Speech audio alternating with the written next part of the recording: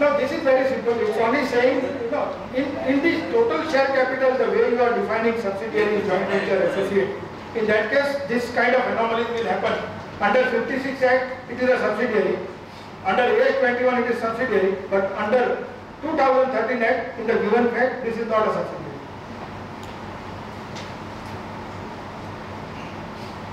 Now again, depreciation, there are lot many changes.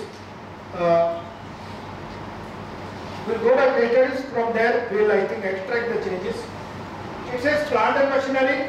Earlier, sometimes was done rate higher than, sometimes was done rate lesser than the erstwhile schedule 13. The question is whether that could have been done. There is a settled position that rates under the old law were minimum rates. You could have done depreciation at a higher rate, but lower was not permitted in the old. Now, why this question arises? Because Schedule 2 at some place says that if a company has used useful life or residual value different than Schedule 2, the word different is making some people believe that possibly you can do higher as well as you can do lower.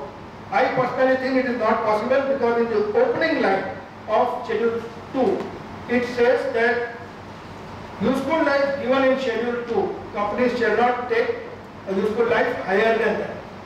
On the top, it says.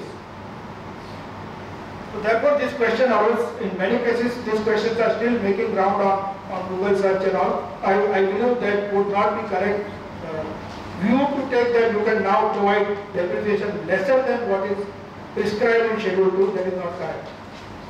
But there, the proviso which is there in the Schedule 2, they use say the word that different. they are different, and if you are providing lesser depreciation, then justification can be given. That is what the proviso. Yeah, but that is how it is interpreted by many companies. I know. Yeah. This provision precedes a main provision which says useful life shall not be higher than the useful life as per this. So now you have to read between the main provision and the provision. Because Mr. Goldfield D'Souza has given an article in BCS. There are many. He has opined that it's possible to take a view which is more general. If you ask him to give a written opinion, perhaps he may be.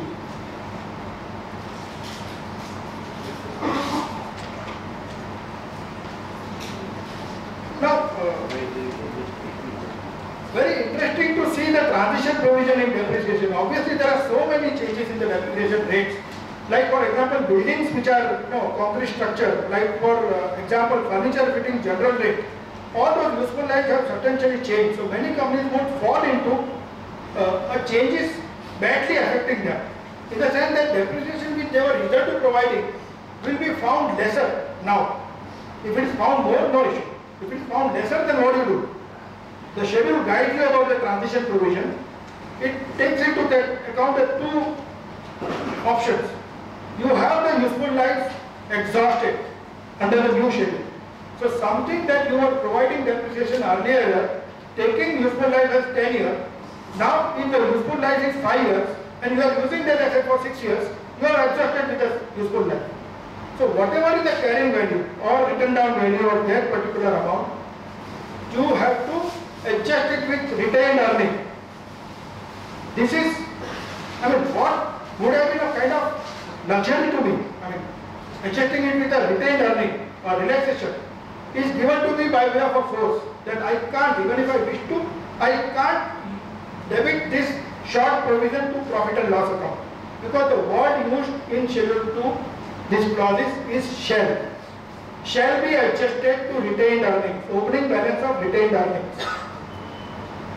And why would I, there may be some cases where I want to hit it to P&L.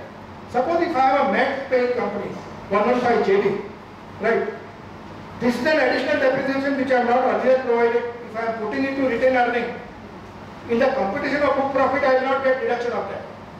115 JD adjustments do not allow any such adjustment for this. So I am hit on both the sides. My retained earning gets reduced. I am paying MAT on the higher amount. Then useful life is not fully exhausted. In the same given example, I depreciated something assuming 10 years earlier. Instead of 6 years, say 3 years are over as on 31/3/2014. So useful life is still there, 2 years. In such cases, what is provided is I should be amortizing this balance useful life equally over the balance useful life. Nothing of that. Now obviously there is a short depreciation if you take the new rules. So if short depreciation is there, here that permission should have been given to me to charge that short depreciation to retained earning. That is not. So this transition will have to be kept in mind and followed accordingly. Then balance sheet to that extent will not be true and fair. Balance sheet will not be true and fair to that extent. How? Short depreciation. Provided to retained earning. No, this balance 3 years balance life is there and you have not provided enough depreciation. Under the new law I am providing. Under the new law I am providing. The new law What point I am making is clear in the second next statement. You see here, it is very clearly given. Cost less residential value is so and so. These calculations are correct. So 950, 950, depreciation SLM for 3 years I have used it 2,85,000. My carrying value today is 6,65,000.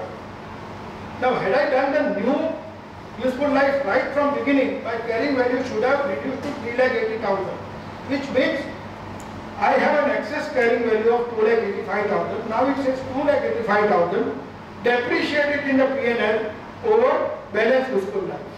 Whereas actually what I could have done, or what logic goes is, that out of 665, my short depreciation of earlier year, I take it to retained earning, balance I would take to, anyways I would take to P&L over the period of useful life.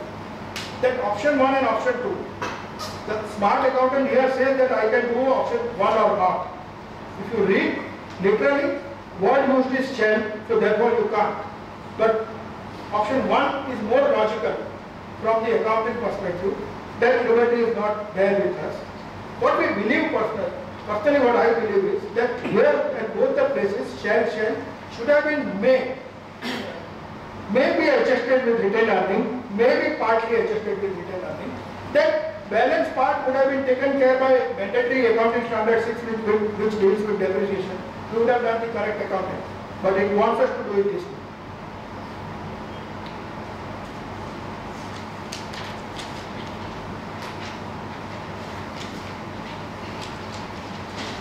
Now,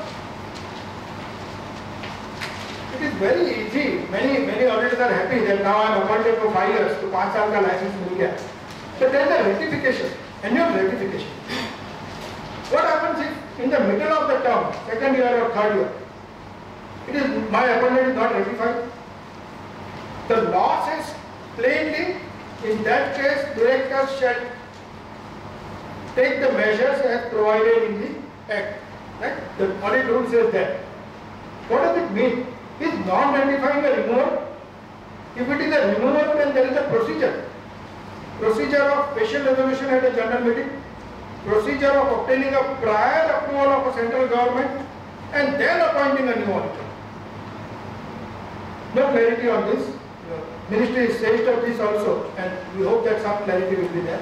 Yes, Mumbai, one more clarification on this. Suppose the company passes resolution, this of course I had raised when Mr. Ramesh also spoke. Suppose the company passes resolution only for 1 year, then what happens? Is it a valid resolution or invalid resolution? After transition period, I don't think it is valid. After transition period, there is a company which has completed 5 years, a firm which has completed 5 years and is eligible for reappointment for next 5 years. Another 5 years. Another 5 years, and company passes resolution only for 1 year. After the transition period. No. If you have financial year 14-15. 14-15, 1 year is okay. 1 year is okay. During this, good you raise this, during the transition period, there are 3 options available with the company. Suppose if the auditor has completed the term of 5 years or 10 years, as the case may be, appointing for 3 years, I mean you can appoint him for 3 years at one go, all the 3 years, block of 3 years. Appointing every year, like what we were doing earlier. And the third option is, if you want rotation right away, rotate him out and appoint somebody else. But whenever you are appointing somebody else under the provisions of section 143 and 141, under the new Act, the term will have to be 5 years. Lesser than 5 years is something which is not contemplated on. It should have been not more than 5 years. But it is not, it is 5 years. Now problem will arise, where appointments are made by regulators and the CAG anyways get governed by the government company. But GBOD, banks, insurance companies where IRDA does this, but they may be having a different rotation cycle. So that liberty should have been there. What should have been there is term of not exceeding 5 years. That should have been there. They have put term of 5 years. So term lesser than 5 years after the transition period seems not possible. Seems not to be. I hope that. I think 9 and 10 deals with when does the rotation really apply. When do you have to see the rotation? I believe personally it has to be as on 1/4/2014 only. After 15 and on, you do not have a transition period of 3 years.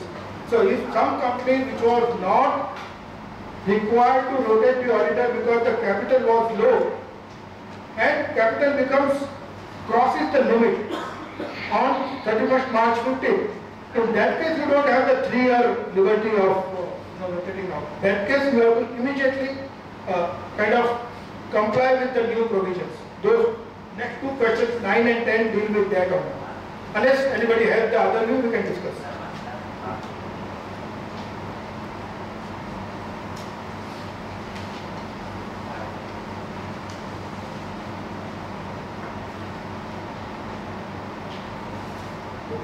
I think 9, 10, 11, all of them are dealing with the rotation.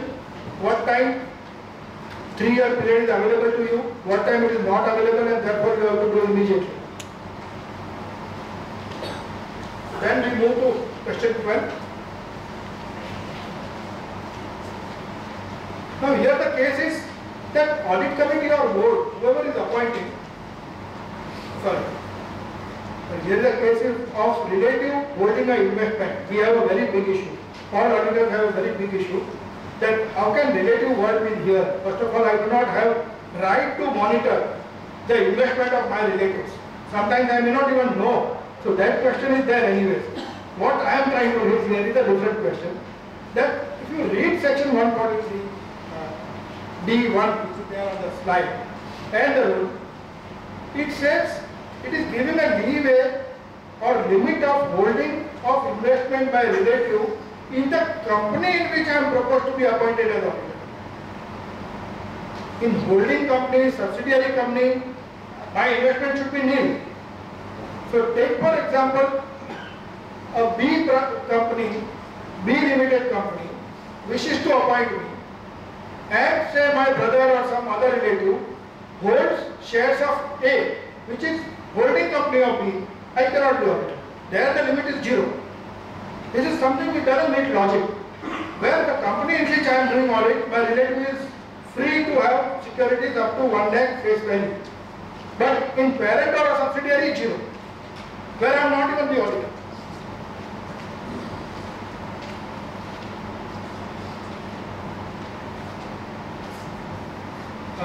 This deals with prohibited services. We all know the differences. I believe we have done detailed session on accounts audit. There are problems with the management services. What does it mean? What does it include? What does it not include? Here the question that we are trying to raise is, there are many news, so to say, many news networks. ABC and company. There is some PQRN company. They are into network. They do a lot of other work together. They do some big projects together. They do due diligence together. They do consultancy together. But when it comes to audit, ABC does its own audit. PQR does its own audit. 144 says it takes into account even the news network. If these two firms, which are otherwise in the network, in Bombay itself I can name about 50 such networks where you know that so and so is an independent chartered accountant, but we know that he is in association with some firm. In such cases, if you are an auditor, if one of the firm is auditor, the other firm cannot do audit. And how does law regulate this? It will go up to the saying that which is the domain ID, mail ID you are using. Which is the same, then you are in the network where whatever your legal status may be. ABC may be an independent firm, registered under Chartered Accountants Act as a different firm. PQR may be a different firm, separate partner, no connection, no relation, but all of you are using the same email ID, domain ID. In that case, you are supposed to be in network. Therefore, this word I thought would need our distinct, significant control, and then last, or whose name or trademark or brand is used by the firm or any of its partners. Of course, this would hit badly some before, but it would hit badly to some such loose networks also. Now, fraud is something which is of interest to, hot topic today. What to report, how much to report, and what to do to honor the fraud. Now, I have some questions here. Now, here is a case where customers are complaining to company that your employee is mis-selling us. He is selling something, describing something else. Are such frauds, even if established, to be reported? Answer is no. Only fraud to be reported by the auditor to the central government in terms of 143(12) is frauds which have taken place or which are being taking place, and auditor has a reason to believe, and such frauds which are by employees or officers of the company against the company. So fraud by company to its customers, fraud by company against anybody else is not subject matter of this. It may be subject matter of audit somewhere else reporting, but 143(12), no. Now, materiality, earlier many of you know that in the classroom there was a good materiality. The new rules do not talk about any materiality. So therefore these questions are important, like 15 lakh, whether you would report if the amount of theft by employee was say 10,000 rupees or 1,000 rupees, what would you do? In fact, at one of the seminar, one very senior gentleman and independent director in so many companies, including Tata companies, he was advising that if nothing is done in this, what you all do is keep on reporting even 500, 200 items. Let them realize what mistake they have done. But in that process, you would kind of hurt your client on a wrong side. What about some complaint being made, but management is still kind of zeroing in. Management is still kind of in process of investigating and deciding. And you come to know about it. Are you required to report? I would believe if reasonable time is there with the management, say for 1 quarter or so, okay, you don't report it because management itself has not concluded there is a fraud and done by such and such person. If management is taking unduly long time, maybe 1 year or so, to decide or to investigate or to zero in the fraud, maybe I think it may be a fit case for reporting under 143(12). As far as materiality is concerned, I would like to draw your attention to SA 240, read with SA 340. SA 240 deals with auditor's responsibility in connection with the fraud. 340 is itself the materiality level at the planning stage and at the auditing stage. So whether those materiality can be used. In rules, if we see, earlier the materiality was there, now it is not there. But rules say, Act also says reason to believe. Rules puts an adjective to that, sufficient reason to believe. Whether that gives us some leeway to put some materiality, we will wait for ICI as well as MCS clarification before we decide anything. Very fortunate because we don't have to do that additional work. ICI clarification has come, I think, very recently, June 20, which says that in the course of limited review of a June quarter or September quarter, provisions of 143(12), that is fraud reporting, will not be applicable. Perhaps ICI has gone with the mindset that limited review is not something that you do under the provisions of Companies Act. It's something that you do under the provisions of the listing agreement. But though you are working in the capacity of auditor also, whether you need to report there or not, this notification or relaxation, if you want to call it that way, is there with us. So June LR and September LR, you don't have to worry about fraud reporting.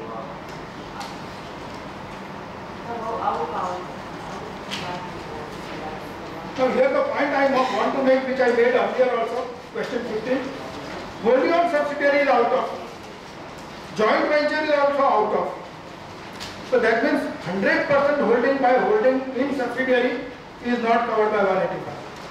Joint venture is something which could be 50-50, it could be 60-40, it could be. So, what you want to keep out, as somebody mentioned, I think you mentioned about non-wholly owned subsidiary. If I have a 90% subsidiary or a 99% subsidiary, holding subsidiary, 1% is held by somebody. In builder developer case, it happens often. Landowner is part of your SPV or subsidiary there. He is a minority shareholder. How do you fund such companies? Because 185 doesn't permit it. That problem is also there. We need to be aware of it. Joint ventures, you can give it a color of a joint venture some way by agreement, maybe you are out of it. Otherwise, those subsidiaries which are not wholly owned subsidiaries, there is a problem. Now, question 16, I believe you all are aware of it. Company giving loan to its employees will have to go by the discipline of 186, charging interest rate not less than GSET yield and within that limit of 100% and 60% etc. of net worth and free reserves and all. Apparently yes, if you remember 372A used to deal with company giving loan to other company, inter-corporate loans. There is no such wording here. It says any person. Any person may include employee also. So again here a relaxation has been sought from the ministry. We are studying without amending the law, whatever relaxation can be given. We hope that we may be receiving such relaxations.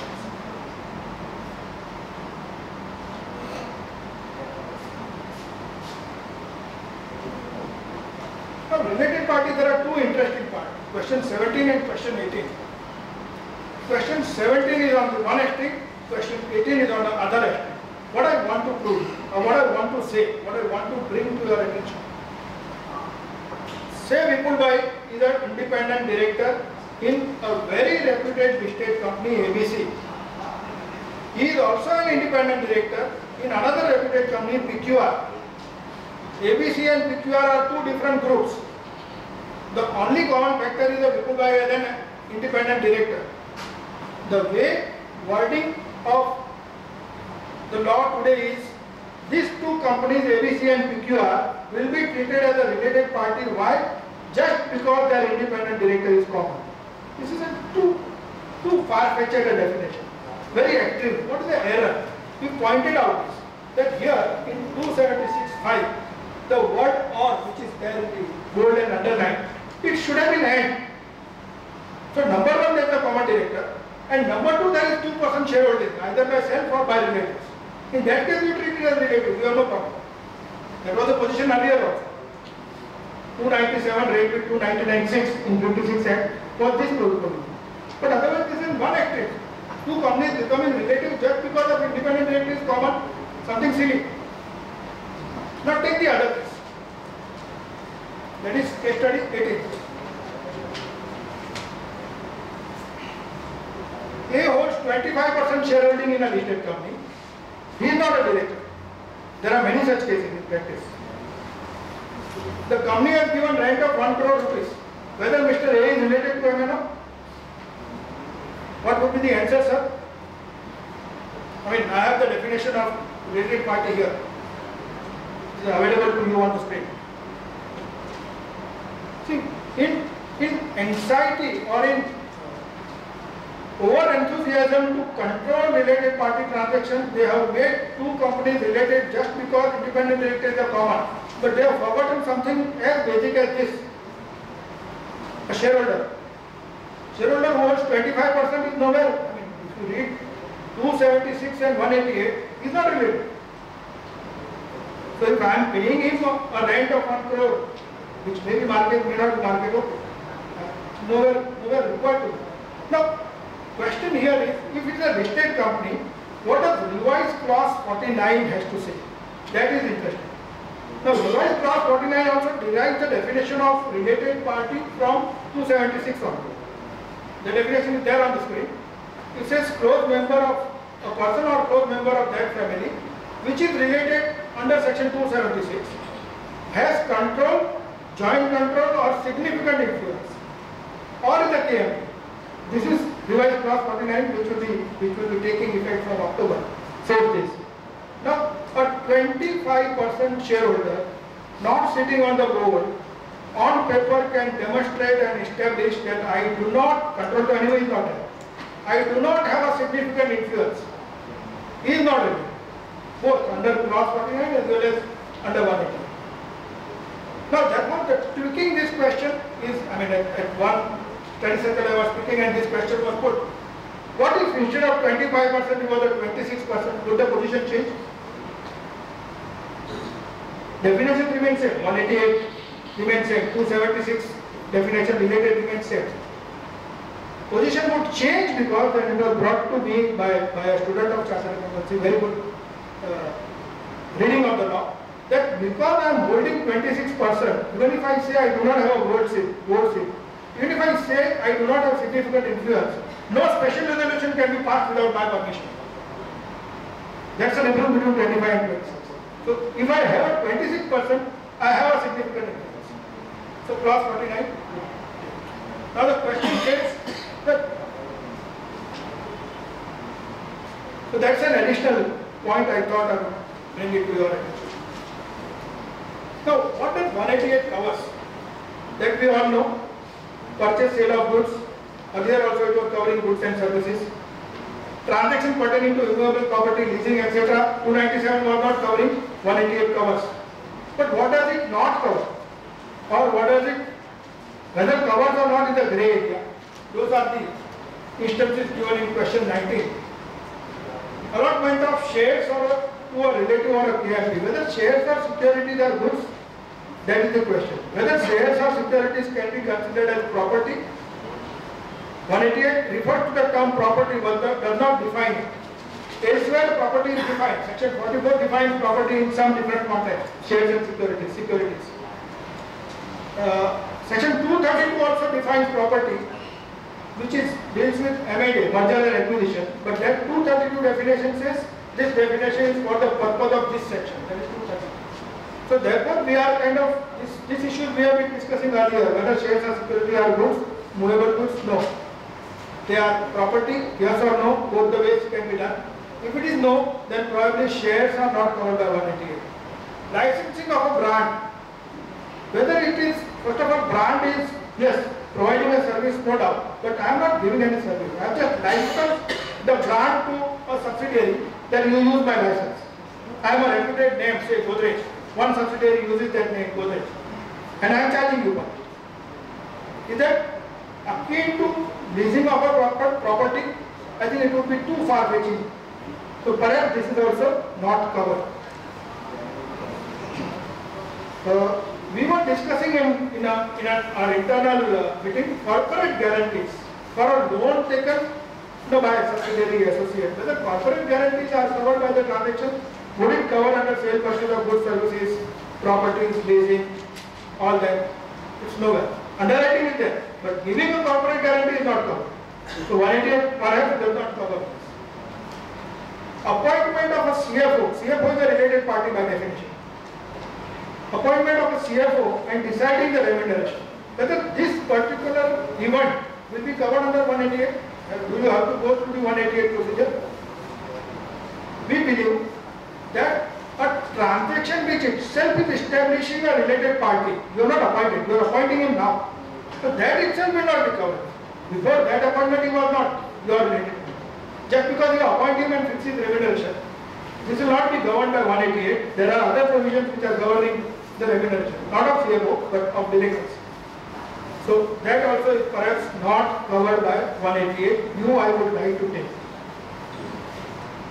The big question is reimbursement of expenses on actual basis from subsidiary or associate. Large number of companies operating from this manner. One company incurs all common expenses, IT, HR, admin, and then they charge based on some rational basis, either area occupied or headcount or turnover, whatever. Now it's a pro reimbursement. The company establishes to you as an auditor that look, the company which is incurring is not earning even a single rupee on this. Is it sale and purchase of goods and services? Perhaps not, and therefore not covered under 188. Now, next question deals with